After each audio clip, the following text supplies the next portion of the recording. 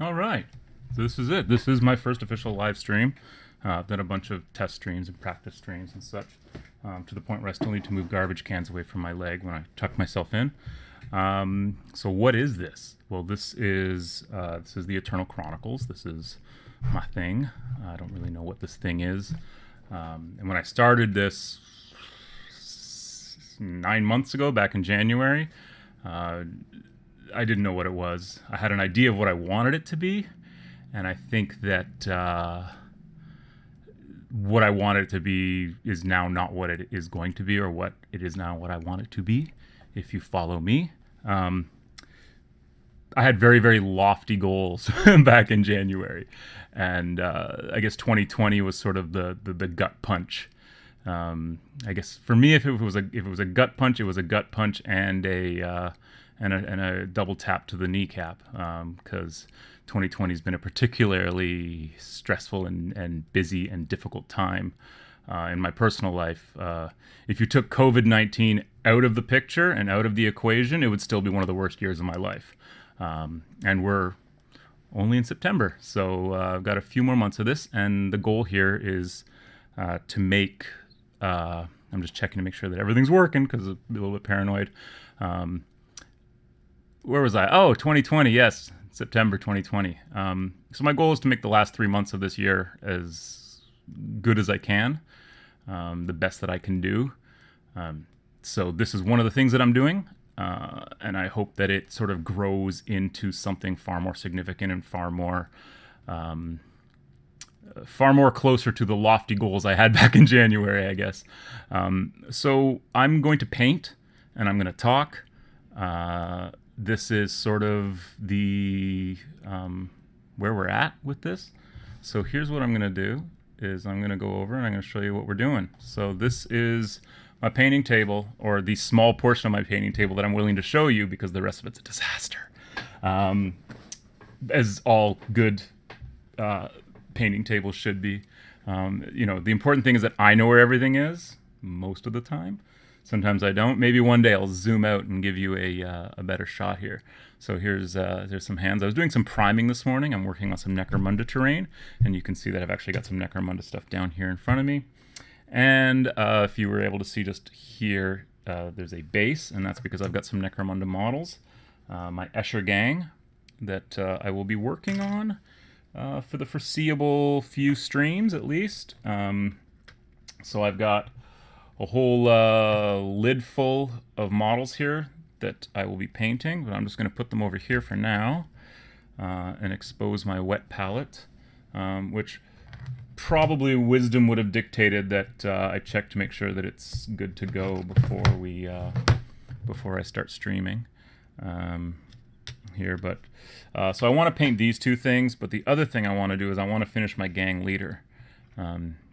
So just to give you a quick look at how I do paint my Escher, they are based extremely closely off of my old Escher, who were painted back in 1995, 1995, 96. The 90s are a blur. When they first came out. So my original Escher gang, which you can actually see photos of over on the eternalchronicles.ca. That may not be true. You may not be able to see photos of all of them yet. I have photos of all of them, physical photos, because those photos were taken back in the 90s when, owning a scanner was a novelty. I have to digitize those and some others. The good thing is that I have all the negatives still, and I have access to a neg scanner, so I'll be scanning those and putting those into the galleries on the eternalchronicles.ca, which is my website. I know a lot of people say websites are passé, but I'm not a millennial. I'm Gen X, so we still like websites,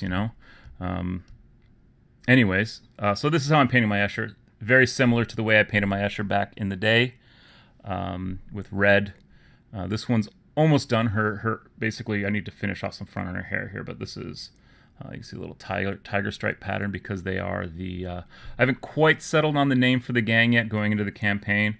It's either going to be the Alchemists of Tigrana, which I kind of like, or it's going to be something more like simple, like the Acid Queens, which I think is an awesome name for an Escher gang, the Acid Queens. But your leader has to be Well, the Acid Queen, right? Tina Turner.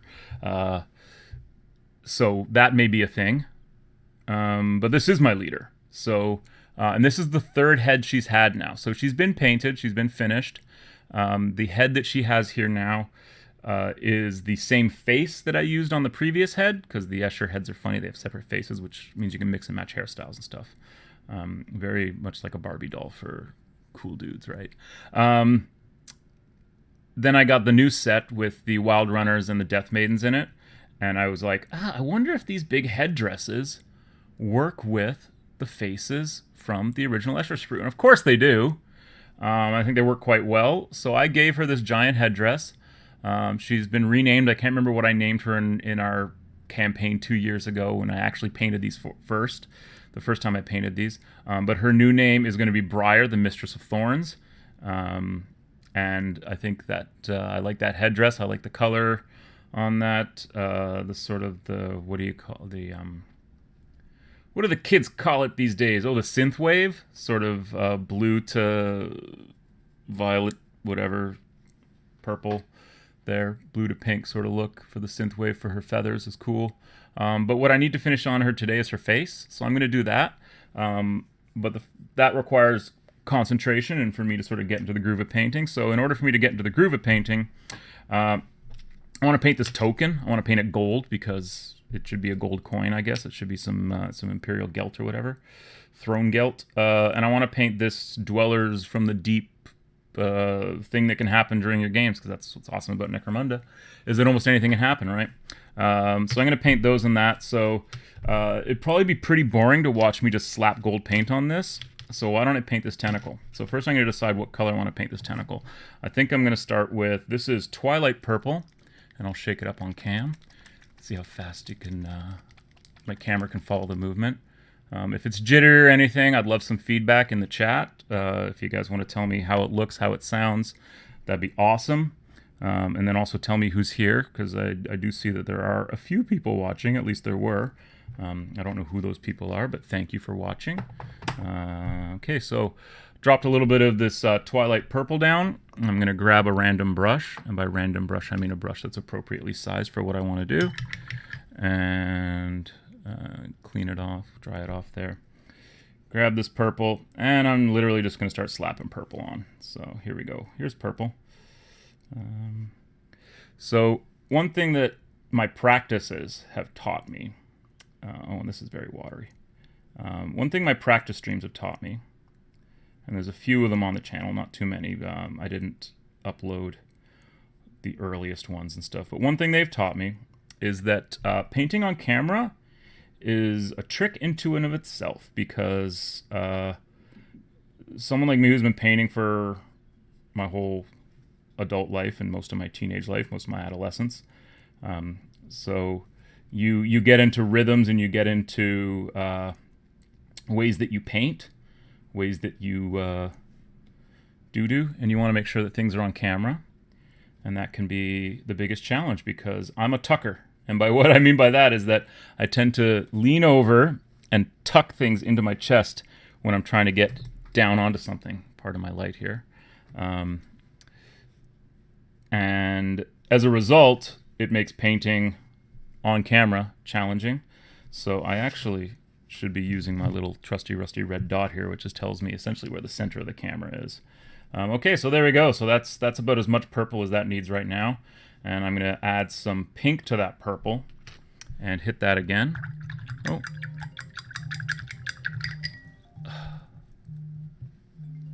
So my phone is now ringing, and I feel like my... Why?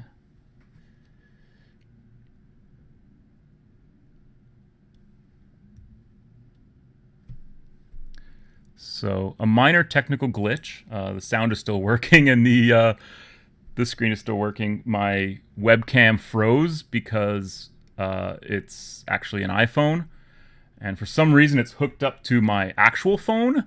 So when my actual phone just rang, my iPhone just rang. So I think I'm going to have to restart the app on the camera. Yeah, I'm going to have to restart the app on the camera, which is all fine and good, in order to get it to connect back up again. So I'm back. So there's my beautiful face back again for you. So I'm going to let that purple dry, and I'm going to throw some gold onto this, and I'm going to talk about the Eternal Chronicles, what the Eternal Chronicles is, what it was meant to be, what I hope it will be, what it's going to be right now. So what it was going to be was a series of narrative-driven, pardon me, while I grab my gold. Best gold ever is Retributor Armor, GW. I use all kinds of different brands of paint, just whatever I prefer, but this Retributor Armor, I have no regrets buying this bottle again and again and again. So we'll start with the backside, whatever. It just has amazing coverage, and I'll probably do this in like 2 fairly rapid coats, because I am just sort of tossing paint over black primer. But the coverage and the way the gold goes on and the way that it dries is pretty fantastic. Obviously, I'm not using it for anything really high level, but it is great for all sorts of stuff, and it spreads nicely, and it will dry nicely, and we'll just make sure that that's as even as possible. Getting into all the nooks, not really wanting to leave any air bubbles. I can see there's actually a few little bubbles that have popped from the primer that I basically put on in the exact same way. And then we'll flip it over and we'll do the front side. I'm gonna add just a little tiny drop of moisture here, because I do want this to be a bit more even and smooth on the skull and the web. So anyways, what was I talking about? The Eternal Chronicles. What was it going to be? So the idea was that it was going to be a whole series of narrative, story-driven games of various kinds, and it's still going to be that. Originally, at the time back in January, I was really hype on old Warhammer. So like anything, essentially most things 5th edition and earlier, which for Orcs and Goblins, if you know much about Orcs and Goblins, those are my boys. I'm not really sure where that thought was going. I just sort of Orcs and Goblins popped into my head, and I just felt like saying Orcs and Goblins, and I'm going to keep saying Orcs and Goblins until I don't have to say Orcs and Goblins anymore, which will be right now, because I'm going to move on and discuss sort of. So yeah, so the idea was that my buddy Alex and I were going to produce a whole bunch of games, play a whole bunch of games. We wrote a whole skirmish campaign system based off something that my other buddy Ash Barker had done on his channel, Guerrilla Miniature Games, and he had done this Warcry 3 sort of reskinning of old 6th edition Warhammer Skirmish, and I went down and played a bunch of games with him and dragged some models out of my closet, and that sort of put me in a real old hammery mood. So then I spent the next while repainting and reacquiring old models that I either used to own or were holes in my collection. So the last, so January and February were very much grabbing old models for me. These are actually some of these Escher are actually some of the first plastic models I've painted all year. Up until this point, I've been painting nothing but old lead or old pewter, and at some point, I have to get out my light box and my cameras and stuff. Not that I don't have cameras out right now, but get that stuff out and photograph that stuff for my website and for the channel. I almost don't want to put that stuff up until I've used it in game, so it'll be a nice surprise to see when it does show up, because some of it is really old and like fantastic old GW stuff from the 80s. That's my real sort of like core bread and butter right now, because I started painting miniatures in the 80s. I started seriously playing Warhammer in the late 80s, like after 88, 89, as I got into 40K first, and that was my first love. And then we sort of gravitated to fantasy later on, with the 4th edition, 5th edition of fantasy. More so, we started with 4th, but 4th was basically almost done when we basically really dug our teeth into it. And so 5th edition was my real first edition of Warhammer that I really was like solidly into, and it's one of my favorite games, is 5th edition Warhammer, for so many reasons. They call it Hero Hammer, and I love the idea of Hero Hammer, right? They toned a lot of that down in 6th edition, and I think that's what the game needed at the time. But I really loved the aspects of 5th edition fantasy, the hero hammer sort of vibe to it. Very, very powerful characters. Like Chaos Lords, just, ripping off ranks of dudes at a time sort of thing. So I'm going to do a second coat now. This undercoat, this bottom side should be, dry enough that I can throw some more gold paint on here. And I'll probably... What'll end up happening is that after this I will wash it. I'll give it a nice wash of something, probably Agrax Thirst Shade. And then I'll give it another blast with the gold and then some weathering and whatever, just so that it... essentially what I want it to look like is an old coin. It needs to look like a coin that would have come from Necromunda itself. In gold press latinum... Getting your sci-fis mixed up there, buddy. So I don't know. I don't see what's going on. Anyone? There's like 3 people watching, maybe. And if anyone has anything to say, that'd be awesome. I'm gonna check my private Discord and see if anyone said anything in there. Photo series is wonderful. Should Ultramarines? Oh, okay, blah blah blah blah blah. Okay, so really nothing. So back to streaming over here.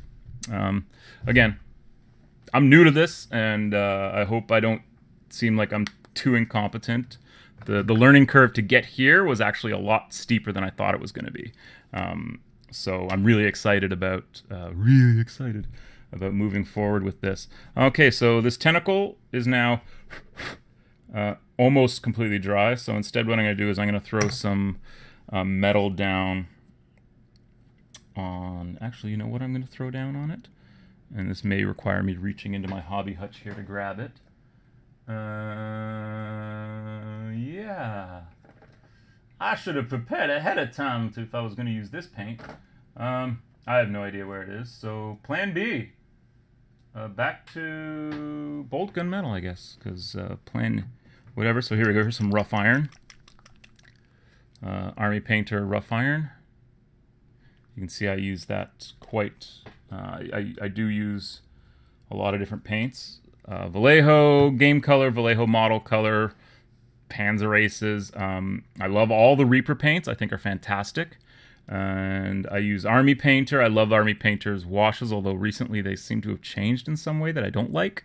But I do use Army Painter. I use GW. I love the contrast paints, but not necessarily for what they're designed for. And the GW makes great inks or washes. Secret Weapon also. I'll use some Secret Weapon stuff as well that I think is great. And I'm just going to switch back to here so I can see myself a little bit better.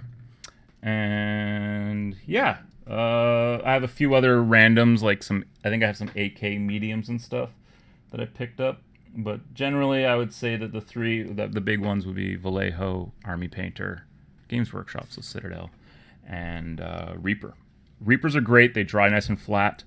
You can see how nice and flat this is actually drying on this, and it's a nice sort of rich purple. And then I'll hit that with some purple ink. But first things first. Hopefully the sound of me cleaning my brush isn't too loud. If it is, or if there's any other sound issues, just let me know. Yeah, so I'm going to paint the sewer grate that this thing is coming out of. So, and I wonder if my light could be better, because I think my overheads might be a little bit low. But then again, they might not be. So yeah, any feedback? Obviously, I'm streaming on YouTube, and YouTube would be the chat that I would probably end up using the most. I'm looking into streaming on multiple platforms, but that actually requires a bunch more software and potentially more hardware, but definitely more software. And so I'm going to look into that. But right now, I've just decided I'm just going to start on YouTube. That's where people I know who have channels are doing it from. Not necessarily live streaming, but produced content. And I guess this can segue back to the conversation about produced content and what I want to do. So what I want to do is I want to stream every day, if I can, Monday to Friday, starting at noon-ish, and streaming for at least 1 hour. So going for at least at least until 1 o'clock. If there's engagement and there's something I'm working on that I just, that I actually am invested in finishing and working on, I'll let the stream go on as long as it can. There is a drop dead time of 3 p.m. because that's when I have to go pick up my kid from school. So the stream will at most will be 3 hours, and I want to do that every day, Monday to Friday, and I hope that people will find that that's a decent time for them. It may not be. People are working from home a lot these days, and people have lunch breaks, so this is something to just sort of throw on during a lunch break, or throw on and engage with in some way. Maybe you work shift work and you work like 4 till midnight or something, and this could be your wake up, your morning wake up call. If I had a cup of coffee, I'd tip it, but I don't. Damn. See, I'm just so unprepared. Let's go back to this coin and get out some Agrax Earthshade, not Seraphim Sepia, Agrax Earthshade. And make sure it's not the gloss stuff. No, it's not the gloss stuff. Agrax Earthshade is like the fantastic universal wash that you can use for anything, really.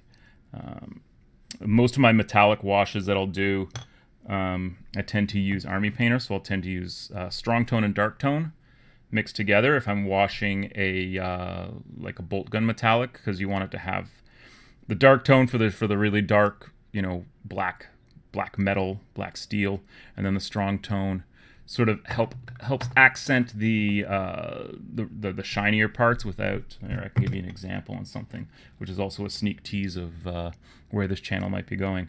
This is a hop splat gun. This is a Rogue Trader era space orc hop splat gun, and you can see the way that I've done the metallic on it. Essentially, that whole thing was based in bolt gun.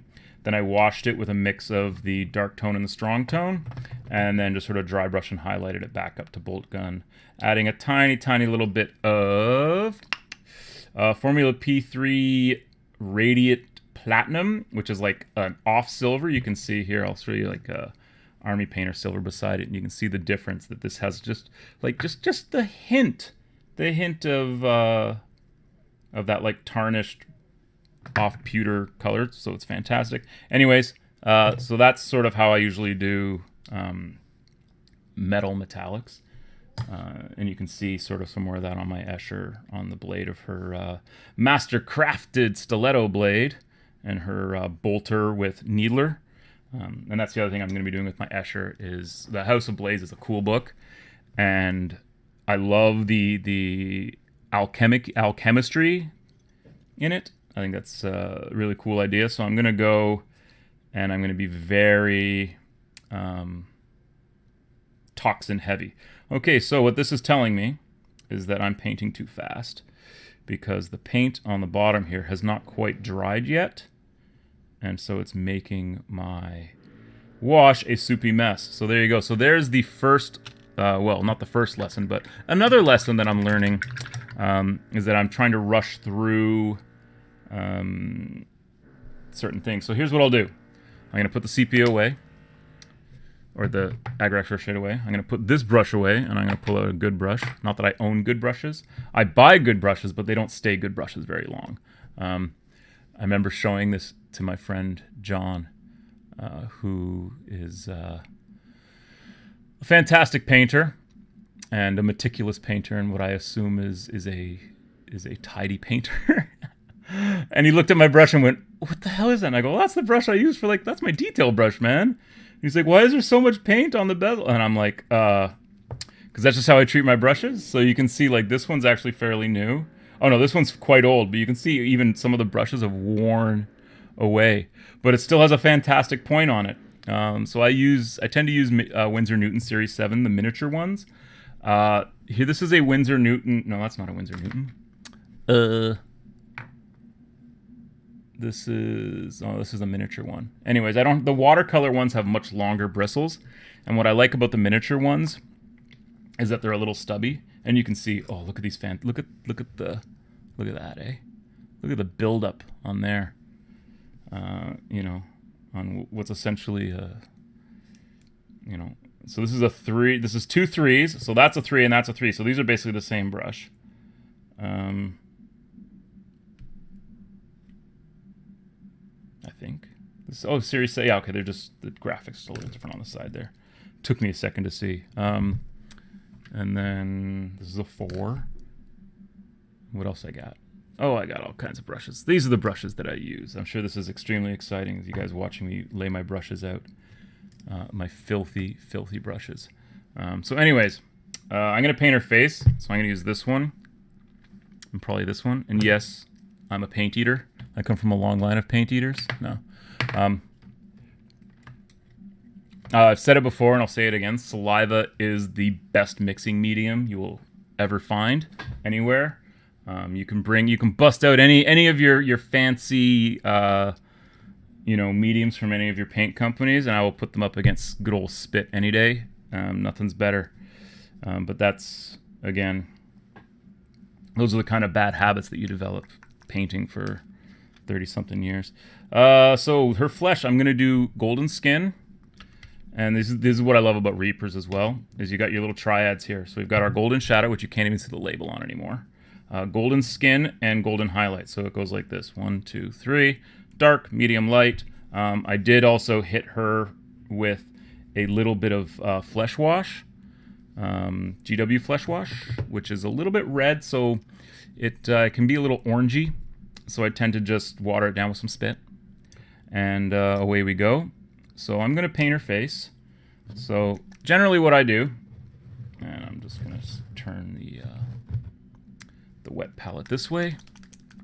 So I'm going to put the golden shadow down, and then beside it, I'll put another dot of the gold skin, and then finally a dot of the golden highlight. So all 3 of these are going to make her face. Plus, possibly, I might even take a little bit higher just because they do have very slight features on the Escher models. And so going from here, I'm just looking for one of my favorite all-time paints, and it's over here. Oh, so yeah, so you're going to hear that right now. I was going to delay the stream until this was all done, but I just wanted to commit myself to doing an hour today that I had sort of promised myself that I would do. Essentially, it's the first day back to school for my kids, so today's the day. They're doing construction literally on the other side of my window. On the other side of my webcam is a window, and on the other side of that is a construction site, like feet away. They are re-waterproofing the building after the landscapers who came in at the beginning of the summer didn't grade the landscaping that they did properly. So when the water drained from rain or from the sprinklers that were on all night, it drained towards the building. So there was actually flooding in the basement. I had flooding in my apartment because I live on the ground floor. So yeah, it was a real SHIT show. I'm sure I've already sworn already. And so they are now out there trying to fix this. And hopefully they... I do feel like my overheads are a little dim. I think I've had them brighter in the past. Regardless. So painting her face. So this is... I'm just going in with just the shadow now.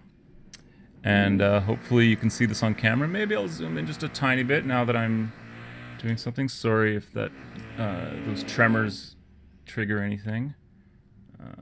We'll go in just as much as we can. And you tell me how that looks good to you, or if you think I should be further away or closer. Regardless. So I'm going to start with her cheeks, because I want to pull out those cheekbones. And then I'm going to start with her nose. Well, not start with her nose, but do her nose next. Then her upper lip. And then her bottom lip. What I find is that when you're painting something like this, pick an angle and paint that angle first. And then change the angle and see what you need to do to move forward with that. Again, around the ear, a little bit more here, and then just sort of down her chin. I want to pick out that chin, but I also want the shadow to sort of blend in. I'm going to pick out part of her neck by just sort of doing a quick little line across here, which will just help to accentuate the fact that this model actually has a neck. And paint the back of her neck. And so there we go. And then I'm going to get her eyebrow here. I got a little bit of the contrast that I used for the feathers onto my base coated skin. So I just want to make sure that I'm covering that up as much as possible with the foundation here that is the golden shadow for her skin, and then her eyebrow, and then her other eyebrow, which is actually, if I kind of look at it, it's I might need to go back in here with some shadow later, and then just down here, and hopefully you're able to sort of see what I'm doing. Yeah, so her face looks a little bit better. I'm going to hit that upper lip again, and then so now I'm going to take my skin, and I'm just going to blend it in, and you can see on my, well, you can't see on my palette because I zoomed in. So you can see on my palette here, so I'm now blending the skin with the shadow to create that mid-level, and this will be essentially more of the same, just less is more, which is a good philosophy when you're trying to paint depth onto something. It's far easier to add a little bit more than it is to take it away, to go back to what you had before. I guess that's a lesson for life in general. So I tend to take these sort of things really slowly. And yeah, make sure her forehead, get that cheekbone out, get around the ear, tip of the nose, teeth and lips. And then over here, again, just down the side a bit. And then I'm going to look at her full on and try to get underneath her bionic eye here, just so that I can sort of touch a little bit of paint onto some of those areas. Okay, so now I'm just going to take some of my some of my golden highlight here and blend it in with both the skin and the shadow. Because again, I like to build up slow layers, and you probably don't need to do this. You could probably just go straight triad, and not blend, not mix. But I much prefer to slowly work my way up. And then again, you don't want to, less is more. You don't want to.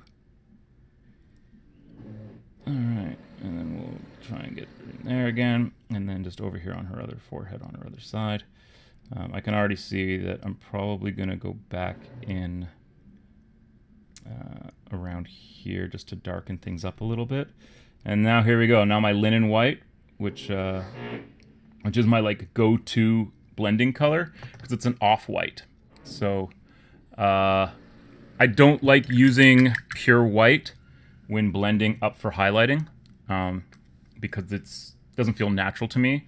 Like this would be an example of a pure white. This may be even called pure white. Something. Stark white, snow white, solid white. Okay, so that's Reaper solid white. So that's, or like an Army Painter matte white. I prefer to use a linen white, or I might even use like a skeleton bone, depending on what it is, right? When making this red, I will use the skeleton bone mixed with the base color, which is a Reaper rust red, with a highlight color, which is a Reaper volcanic red, and those three basically form my triad for making the red that I used on their armor plates and such.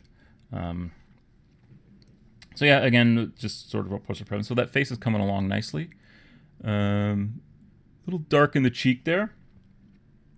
So I may go back, and I'm just going to grab just a little bit of the pure shadow, and I'm going to try and work it here to sort of define where her cheek would meet her ear, and then fill it in so that cheekbone doesn't look quite so gaunt. And again, a little bit of spit. It's the best thinner you'll ever find. There we go. So now I'm going to take some of this, add this in so that I'm using a very, very pale version of this golden skin now. And this is going to hit tip of the nose, the eyebrow up here, which will probably end up getting hit for makeup anyways, because I do like to put a little makeup up. Her cheek, just so that her cheek kind of glows a little bit. And then maybe her earlobe down here to pick out that ear. Her neck, just one little spot there, and then one little nothing back there. Her lip or her chin I'll do like this. In fact, I'll just add a little bit, just more solid. Lips. She is going to have lipstick. If you've read the House of Blades, you understand that Escher are obsessed with youth and looking young. So for Escher, I guess maybe that's a reason why they've sort of like these models. To say that these models are not sexualized in any way would certainly belie their the intention of the trope of the female warrior woman, right?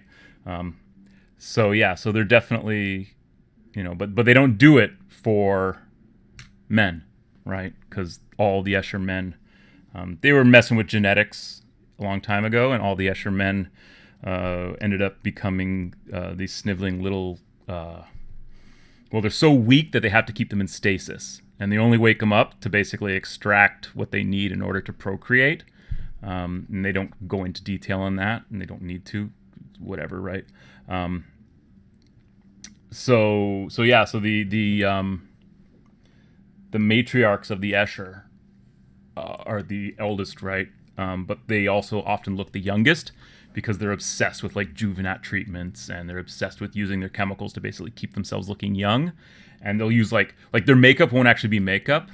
It'll be basically like, I injected myself with these chemicals so the pigmentation of my skin changes in this way so that it looks like I'm wearing makeup. They don't even have to do it, right? Like it's all like their beauty ideal is for them, is for their insular House Escher, right? Their society. And the fact is that House Escher is unique in that it's the oldest house in Necromunda, or the oldest of the non-noble houses in Necromunda. It used to be a noble house before it was Escher, I think. Their headquarters, it's funny, the Escher headquarters is these three towers that sort of jut out of the side of the hive, Primus, and the top levels of the tower rise above the wall between the noble area. So their towers actually are in the noble area, but they're still just a house from the hive itself. But you can see where the Escher basically get their sort of ideals from. And the towers are basically known as like the three, like the Maidens, the Maiden Tower, the Mother, and the Crone Tower. So it's that sort of those female archetypes, and it's really, really well written. All the Necromunda source material that I've read is incredibly well written. It's, in my opinion, it's the best Games Workshop game currently in production, and probably the best Games Workshop game that they've published in 20 years. And I don't even know what came out 20 years ago that would be better than this version of Necromunda. I just picked that as an arbitrary number to throw out there. As all good statistics are just sort of, grabbed out of nowhere. But yeah, so that's sort of my feeling on Necro. The current version of Necromunda, I think it's got a solid rule set. It's got a wealth of source material that's all fantastically done. You've got the best models, a terrain system that works so well for what it is, in that you have the Zone Mortalis, the Sector Mechanicus, and then I'm thinking that the next one is probably going to be Ash Wastes, which will be, because they've shown that fortress, and then we've also seen sort of the concept silhouettes of the Ash Waste Nomads. And with the House of Iron book being Orlocks, and the Orlocks are the ones who are leaving the hive all the time because they're basically truckers, right? So because they're the Teamsters, the ones that are leaving the hive all the time, so they go out into the Ash Waste, so they're natural nemesis. They probably end up fighting Ash Waste Nomads more than they fight anyone else. And who knows what else is out there in the Ash Waste. Be awesome to see like muty gangs, which is, I assume, how they'll probably bring scabies back in, because I assume that scabies will be like Ash Waste mutant bands as opposed to just, whatever dwells in the sump. Not that they don't dwell in the sump too, it's the best thing about Necromunda. All right, so where are we at here? Well, I'm looking at her face, and I'm like thinking it looks all right. So I'm going to throw some makeup on her. And by that, I mean I'm going to grab my purple wash here. And I'm going to need this for two different things. So the first thing I'm going to do is I'm just going to do her makeup, which I'm keeping relatively conservative. Let me show you. You. Not really on you. Anyways, so this is going to be some very, very conservative eyeshadow that I'm just going to lay into where her eye is and leave it at that. And then I'll come back to it later to actually finish off the eye. But this is a purple. And the best thing about using washes for these is that they will help you to define where that eye is. So if you've got eyes like mine, which aren't what they used to be, you know, and it's also, purple is also just a great natural shading color. All right, so there we go. So that's, she only needs the one because her other eye is bionic. I'm gonna put her aside, put these brushes aside, leave the purple wash out because I'm now going to use it on La Tentacle. So get a nice good amount. You can see this is why my brushes look like they do. Because do I care about getting paint up here? No, not at all. Should I? Probably, but I don't. So, and again, it just, there's no answer as to why I am the way I am. I would love to be the type of person who takes care of his brushes, only has to buy brushes once every 10 years because he takes meticulous care in cleaning his brushes constantly, but I'm not that guy. And neither are a lot of my compatriots and contemporaries. If you've ever seen Ash's painting table and you've gone, oh my God, well, he learned that from me. We used to live together, you know. I used to hit him up with the, I think the way he put it best himself once, and he said that I taught him to slow down and pay attention to what he's doing, and he taught me how to speed up.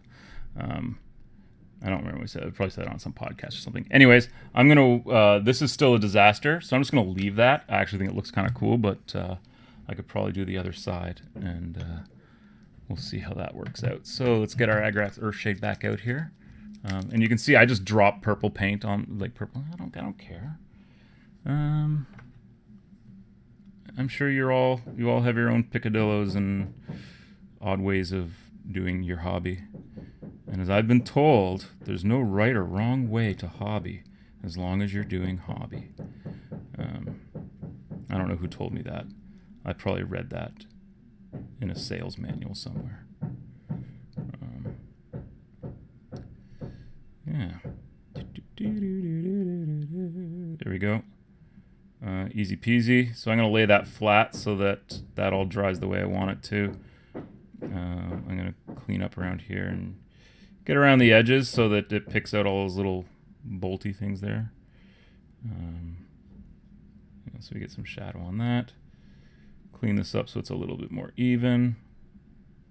I like the skull looks good. Clean that out of there. Make sure that, you know, we're hitting it where it needs to be hit. I like it a little darker around here just to sort of help pick out that skull. And I'm just going to lay that flat over there and let that dry. So, oh, hey, look, there's people in the chat. Do you ever thin out the Army Painter washes? I find that sometimes they get a bit too gloopy, although it might just be a bad batch. Army Painter washes, all right, I will talk about Army Painter washes. And what does Nico say? Nico is, funnily enough, probably my oldest friend. I think I've known him since grade 5. I found Army Painter washes to be inconsistent lately. Yes, Army Painter washes are inconsistent lately. That's exactly what it is. I have a really old pot of Strong Tone that is like the last of the old Strong Tone from about 2 years ago. I don't even know where it is right now. There's only like this much left in it. It used to dry really flat, and the coverage used to be really fantastic. I found that I now get the same effect from Agrax Earthshade, so I actually prefer that to the current Strong Tone. What I found about the Army Painter current tones is, and I think that they did this deliberately, is they are now a little bit more glossy. So do you know the Army Painter, the big tubs for the dipping, basically the big tubs of lacquer? So that has a really high gloss content to it. Like back in the day when we used to mix washes and we used to use Future Floor Wax to make washes. I don't know if anyone remembers that, but yeah, that it would dry really shiny, so you'd have to afterwards hit it with a lot of dull coat with a lot of matte varnish on it. I'm finding that the current batch of Army Painter, at least these ones, the tones, the strong tone, soft tone, dark tone, light tone, they've gotten glossy, and I think that is to better match the giant tubs of lacquer. Because what you used to get was that the giant tubs of lacquer would dry fairly glossy, and the washes would dry fairly flat. So they didn't exactly color match. So my feeling is that this change to a more glossy look to the Army Painter washes is deliberate on their part to match those. So I just found an alternative, which means I went back to GW washes, which I didn't use for a long time because I love the Army Painter washes so much. And in terms of paints, everything can need to be thinned. I have an Army Painter wash medium somewhere. Here we are, quick shade wash medium. I will add the occasional drop into that, but that's usually if I want it to actually be physically thinner on the model. I like them thick because I like the way you're going to get coverage. So to use the GW stuff as an example here, I'll throw this down after I clean this up so that I don't get purple ink on my my beautiful Necro coin here. You can see that the way that the wash has the capillary action has sort of drawn the wash into the recesses and stuff. That's going to give me a lot of natural shadow, and I don't really necessarily know what that shadow is going to look like until it dries. I can take an educated guess, which is the best you can do in sort of like laying down a wash like that, is take an educated guess. I think this looks awesome, and I think once this is dry, it's going to look awesome, and then I'll just be able to quickly dry brush it up. I'll hit the sides here with a bit more paint. I'll fix the back. It's the goopy mess that it is. So yeah. Anyways, I'm going to go back to what now? Well, I want to take a look at this and go, okay, so now I've added my wash, my Drucci Violet wash over that purple. So when that's dry, I will take that purple and probably add some pink into it because I want it to be just a big little pink tentacle, because why wouldn't it be, right? So in the meantime, what I'm going to do is I'm going to hit this with a fairly thick wash of black. So I'm going to, here we go. So I'm going to use the Army Painter Dark Tone. And I'm going to zoom out just a titch. And we go back to painting my Escher. I can zoom back in again. Or you guys can tell me what you think, if it looks good zoomed in or zoomed out.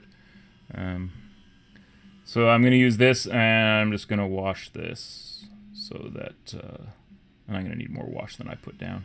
Clearly, I'm going to need more wash than I put down.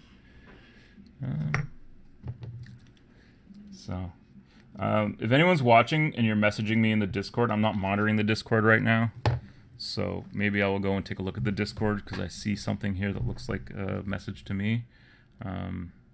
But right now, the chat I'm actually monitoring. Ooh, I do. Yes, I do. I don't know. Someone was asking me a personal question about Necromunda. Anyways, I want arms. So I'm really slapping on this dark tone here because I want this to be dark. Duh. Just around and around. Where are we at? Oh my God, 12:55. So I've almost done an hour. So I'm just gonna keep going. Because this is my first official stream, and hopefully I get some engagement from it, because I'm pretty excited about taking this new path in life, especially with the way that 2020's been treating me. This is a much needed change. So I just had to check. I slapped my microphone, and I thought if I had muted it, I would need to rectify that. So I'm just going to check. All right, so it looks like we're good. Levels are still good. All that's good. So yeah, so I was supposed to talk about what the Eternal Chronicles is going to be, and I think I said that right now it's going to be this. Produced content. I do want to do produced content. Right now, it is difficult to do produced content. I have the resources to do produced content. I have the wherewithal and the drive to do produced content. There are two big hurdles in front of me for doing produced content. One is COVID, because who knows what's going to happen, and I don't want to get too much into it. But I took my kid back to school today for her first day back to elementary school. And in my opinion, I'd be surprised if those kids are still in school on October 1st. So it may make this, what I'm doing right now, more complicated. But regardless, what the pandemic and the shutdown, and I think we're in phase 3 in Toronto, which is where I live. The current situation is such that we could end up going back down into a lockdown. Having guests in my home to play games can be complicated, and especially given the other things that are going on in my life as a result of 2020's gut punch / double tap / decapitation, whatever metaphor you want to use. I should stop clicking my nails on camera. Is going to make the produced content a little bit hard. So what I want to do for produced content is game reports, battle reports, campaign reports, things like that, podcasts, so interviewing gamers, talking to gamers, generally interacting with a community, building a community, that sort of stuff, all those good buzzwords. But right now what it's going to be is it's going to be this. It's going to be me yelling at my webcam and painting models, and generally just talking about whatever people want to talk about. People can hit me up in chat. People can hit me up on Facebook. People can whatever, right? This is sort of my way of trying to pivot career-wise, and hopefully this becomes something that I can at least use to supplement life and to move forward and be successful at. So check out my website, eternalchronicles.ca. It's sort of still in its infancy. The content is coming as I produce it. This is the first official piece of content, so if you're watching this in the future, the Eternal Chronicles is like the largest streaming media company on the planet, which it will be one day, mark my words. Then yeah, awesome. Wow. Hopefully that happens. You can see I'm so bad, I even leave my brushes just sitting in my water bottles. Oh, I'm the worst. Okay. So what are we going to do over here on her? So I'm just going to keep painting, and as long as people seem to still be watching. Let's see here. Okay, so lipstick. Lipstick on your collar. How I do lipstick is I do it very, very subtle. Almost to the point where I don't do it at all. The first thing you need to know about putting lipstick on a miniature is do not paint the upper lip. Not unless you want them to look like... what's her face? That lady that my daughter loves to watch, my kid loves to watch. She has like the lipstick all around her mouth. She's got like a YouTube channel and a Netflix show. I can't remember her name. But anyways, so I'm just going to take my Reikland Flesh Shade, and I'm just doing her bottom lip. And I'll probably get underneath the bottom lip. This is quite tricky, actually. This is something that I would normally tuck right up over to try and do. So maybe that's what I'll do, and I'll just make sure that I keep it on camera while I'm hovering over it, and hopefully, yeah. Because this is definitely something that would be less natural a position for me, especially for painting on screen. So that's almost too much, but that's all right, because I can go back again and hit that. Essentially what I want to do is I want to provide shadow under her lips and then shadow on her lips. Because if you look at a human, you can't see because I'm all washed out because of the light. And because I need this light and then this light up here, this light over here, this light down here, lots of lights. I've got 4 lights on my table right now. So, and the result is that I end up looking pasty on stream. there's not much I can do about that because the light on the table is absolutely required. And I have a feeling that my lights may actually be a little bit dimmer than I was testing with before, because these lights are weird. They'll turn on at random times. So they're on a remote. I'll just turn them off so you can see what the difference is here. So yeah, so that's off. Horrendous. That's on. Back to brightness. So yeah, so they're coming in at 43% and 54K. I think I was actually had them set at like 8,000K before, so they were a lot brighter. So we'll see for the next stream. I'll go back and obviously review this one and make any corrections to lighting and sound that I feel are necessary. The sound was a hard thing to work out, and it's probably going to be even once this construction's done and they're not using power tools 5 feet away from me.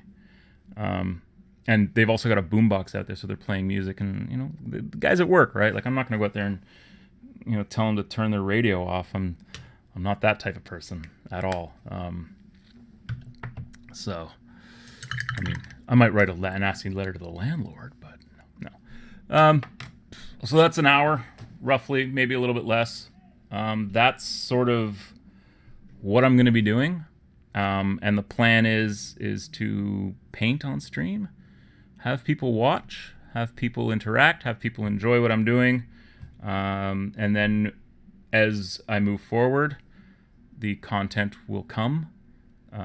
I guess I was talking about game content and how difficult it's going to be in the age of COVID to sort of provide new game content.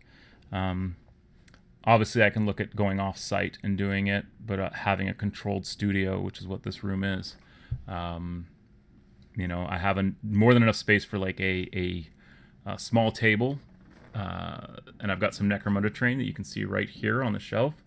It's all primed. This stuff has actually been primed twice. It's been primed and then primed over again with an old bolt gun spray. There's lower stuff, and up here, I primed that earlier today. So that's a big project as well, is basically painting a table's worth of Necromunda terrain using the Sector Mechanicus stuff, which I first got back when the Shadow War box came out. I bought that, and then I bought a bunch of the kits. And then when Necromunda came out, I bought a bunch more of the kits. So I have lots and lots of Sector Mechanicus, and I don't have Zone Mortalis stuff other than the tiles that came in the Necromunda boxes, and the Badlands tiles as well, which are like the additional ones. I don't know what else to tell you. I don't know what else to show you. I guess because I've washed these, and this is a learning experience for me, because these have essentially been washed. They're going to take longer to dry, so I need to have several things on the go at once that I can switch back and forth from while I'm doing this, because obviously with the magic of editing, I can just go from, you know, I just washed this and snap my finger and boom, it's dry and I'm ready for the next step. With live streaming, that's obviously not an option. So these two pieces I'm just going to put over here and let them dry under these lights. And then my gang queen. So let's see, how's that bottom lip looking? She's looking a lot more natural now. I will have to, so for the bionic eye and the rest of her face, so I need to paint her eyeball. I could do that on stream. If you guys want to see me paint an eye. I used to be really good at painting eyes back in the day. And if you see my original Escher army, I think that's where I really sort of developed the ability to paint eyeballs properly. So I'm going to get out my linen white again, because this is what I use for eyeballs. I don't use white because it's a little bit too white. But I'll drop a little dab of linen in here. And then look at her eye and go, okay, so she needs... So I'm going to do the whites of her eyes. Now, a lot of people will do this. They'll go dot, dot. So they'll do black, and then they'll do a dot on each side for the outside of the eyeballs. I used to be able to do that. These models have really small eyes. Like this is, even on the old Eschers, which I could potentially grab one. Maybe. I might have to stand up to grab an old Escher. Yeah, that's a Skaven, so that's not even an old Escher. I've got my old Escher gang in a piece of foam around here somewhere. So maybe I'll show those on the next stream so you can see the similarities between my old Escher and my new Escher. Because I still have them. They're worse for wear because they're, at this point they're 25-year-old models, and they've been used fairly frequently. So anyways, I'm just going to go like that. And I'm just going to keep hitting it until I'm satisfied with how it looks. And I'm satisfied with how that looks. So that's the white. And now you're like, oh my god. He's going to put a pupil in that. Yeah, I'm going to try. So any old black will do, really. I'm going to use Army Painter War Paint Matte Black. Cheers, Nico. Kind of happy.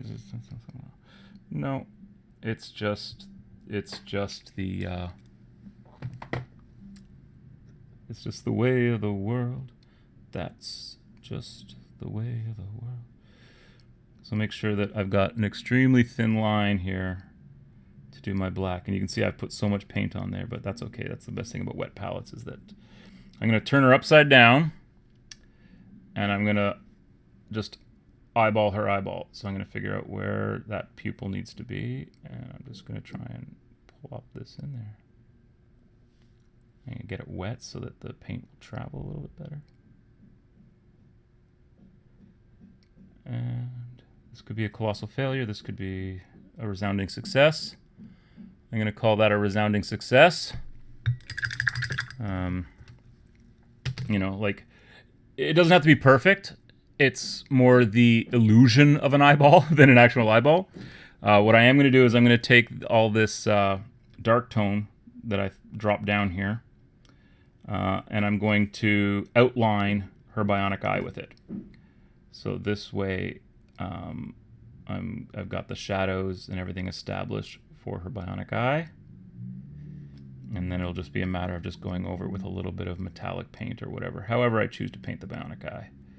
But you want to establish the shadow for it so that it really helps to pick out the bionic eye. And when that dries, that'll look much better.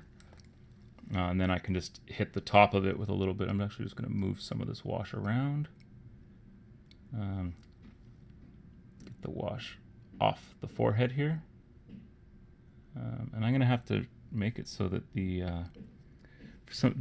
I don't know why this is sort of like attached to my phone. It's my old iPhone, and I'm just using it for the camera on it as my webcam.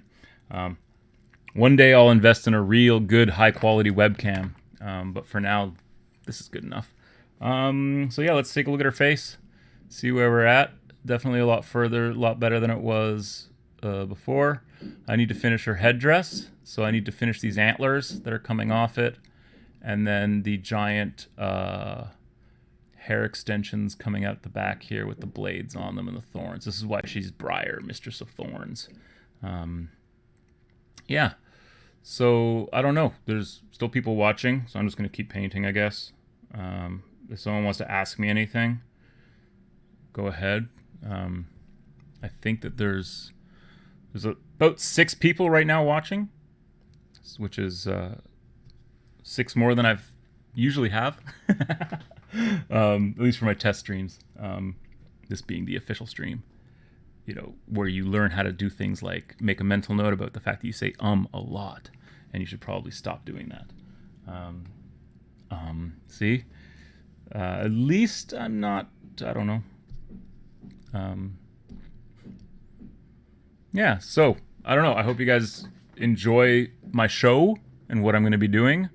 I'll show you the rest of my starting Escher gang. So after this is not part of. She was going to be in my starting Escher gang, but so this is the Death Maiden that I've primed up and is ready to go here. So she has the needle pistol, which is awesome, and she has the stiletto blade, which is also awesome. I was going to give her the claw, but I don't really like the look of the claw, and a sword is a parry. So that's fantastic, right? And then I can give her the combat virtuoso ability because Death Maidens can start with the Escher special Escher skill set that only Escher can get. I can't remember what it was. Finesse? Yeah, I think it's finesse. So I can give her combat virtuoso, which basically makes her melee weapons, but specific melee weapons, I think swords primarily.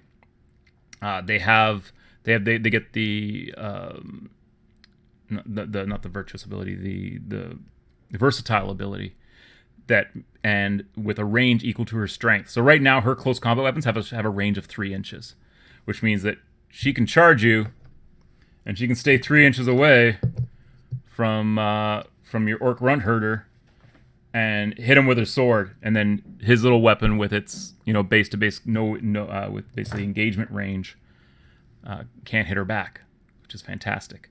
And if she does manage to they do actually close in and try and hit her, she has a parry in the sword, right? And both these weapons are toxic. Death Maidens have toxic blood. So what a Death Maiden is, and don't tell anyone. This is a secret. They are essentially zombies. They're chemical zombies that the Escher make of their great fallen heroes. So if you're an Escher matriarch or an Escher queen, gang queen, or even you're up a high, and you die, well, guess what? They're bringing you back because they got chemicals for that. So good luck. So basically so they live on as these vengeful spirits, and one of the hives, essentially the dead hive, is full of these girls. They're queens of their own zombie empires and stuff in that dead hive. I can't remember what the name of the hive is. I could reach for the book that's right there on my bookshelf and pull it down and read from you, but I don't think you're all that excited about that. So instead of starting with the Death Maiden, this is going to be my matriarch. And another cool thing about Necromunda, if I can find them, if they're within my grasp, you get cards for all of them. So I gave her a name. So I think I called her Inkindu, the daughter of Sinis something. Anyways, you'll find out if you watch the Necromunda content that I'm intending on doing. So this model's awesome. So again, she's armed exactly the same way as the Death Maiden, but she's a champion, so she's got slightly different stats. It's almost better to take this as the Death Maiden. It's almost better to start with the Death Maiden. But from a background point of view, my gang queen would have her right-hand man. And I don't want to actually start with a Death Maiden. I want to earn a Death Maiden, because there are ways you can get a Death Maiden into the Escher where you don't even have to pay for them. There's a tactic card that essentially, if a model dies, I can play that tactic card and just get a free Death Maiden. I can also get a hanger-on. Sorry about my hair. It's been a while since I've had a haircut, and I'm thinking about growing it a little bit longer. Everybody says I look younger with long hair. I look like a beetle now. But you didn't come here to... For what it's worth, I really dig this stream. Thank you, Torben. Thank you so much. I'm glad you're digging it. And hopefully it only gets better from here, because this is my first one. I was going back to her. Let's talk about her some more. So her I want to earn the Death Maiden.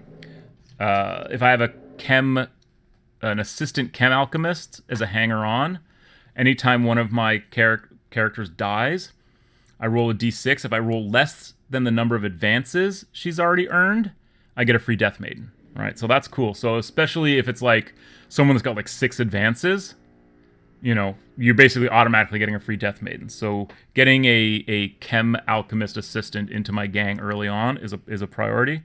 So that's those two. The rest of my gang, I have 2 gangers that I'm going to start with. Yes, so I'm starting with her, because always bring a shotgun. Always bring a shotgun. Solid slug ammo is great. Stopping power.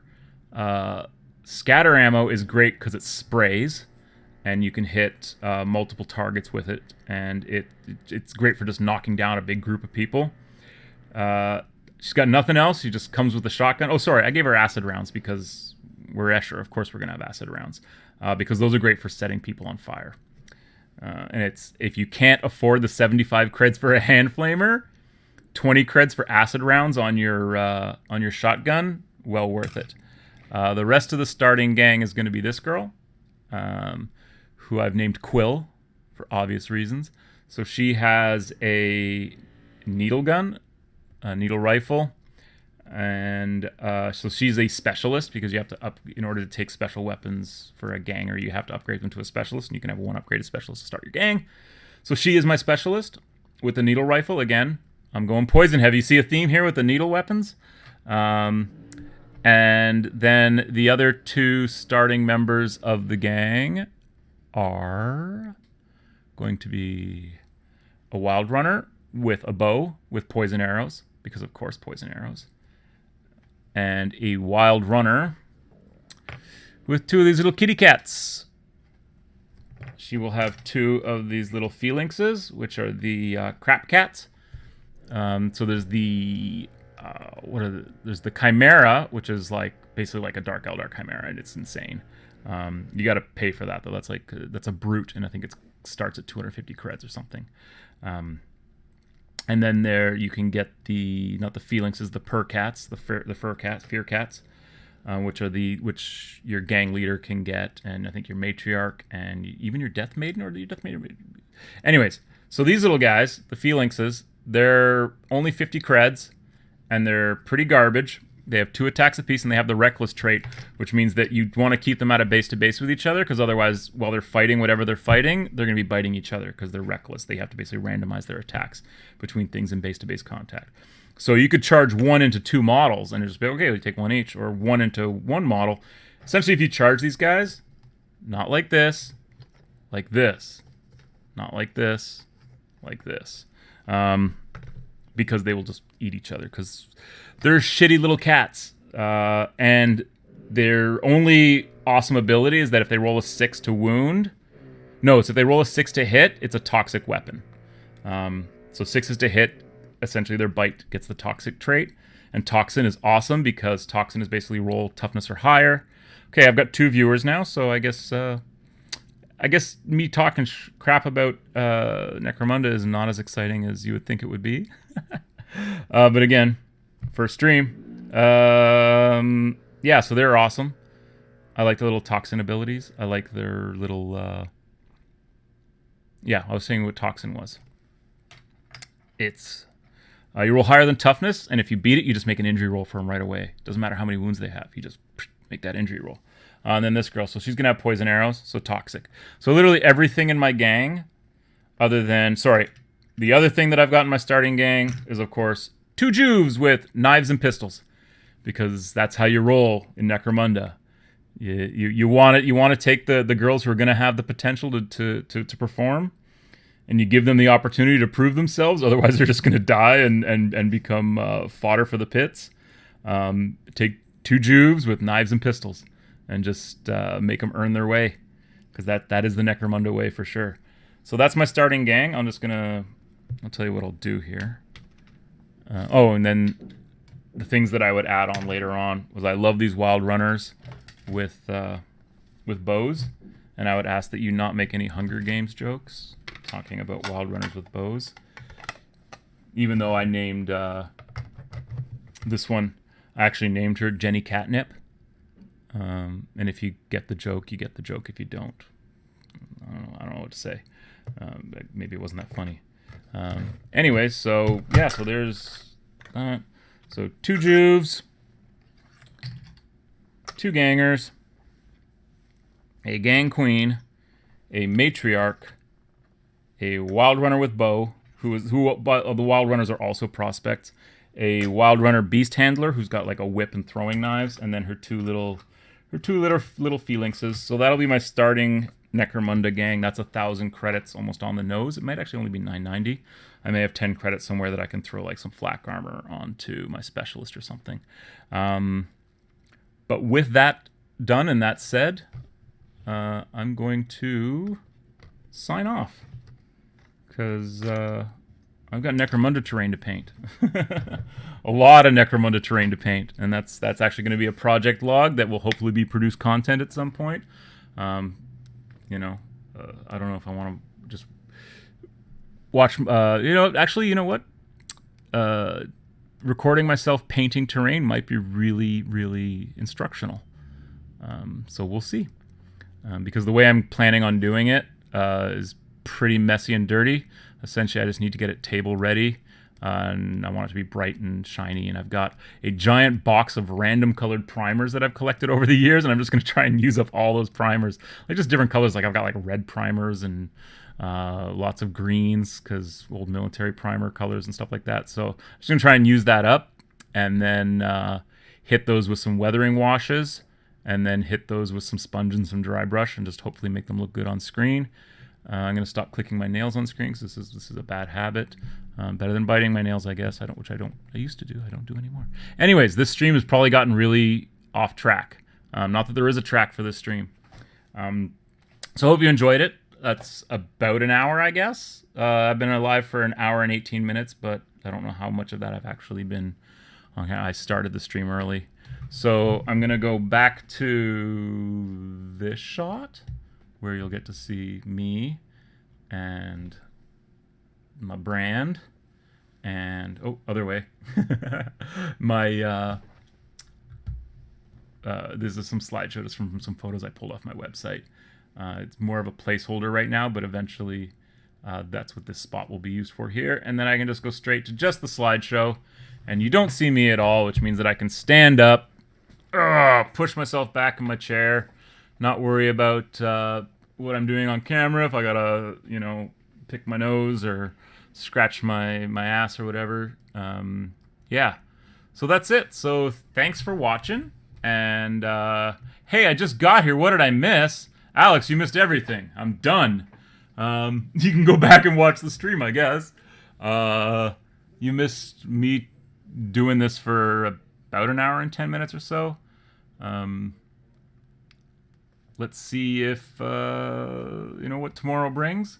I'm going to be back here same time tomorrow, noon o'clock, and try and do exactly what I did today, which is paint. I'll probably start painting some of these Escher that I have. I'm going to switch back to face camera so that, and then I'll switch back to my master shot. So yeah, I'll paint some Escher tomorrow. So if you guys even want to tell me which one you want me to paint, you want me to start painting her, and I can just go down the hierarchy. I do need to finish my leader. I think I'm just going to do that tonight off camera. I need to finish those antlers, and then there's a few little things here and there on her that I want to just sort of touch up. I need to finish these braids on the back and whatnot. I'm sitting way away from the mic now, so hopefully you can hear me. I can push myself back in a bit. Or I can paint her and Kindu, or I can paint, I think I called this one Lori Trifles, something like that. Which is actually my clever way of doing a tank girl joke. And so yeah, anyways, that's it for me. You need a catchy sign-off line.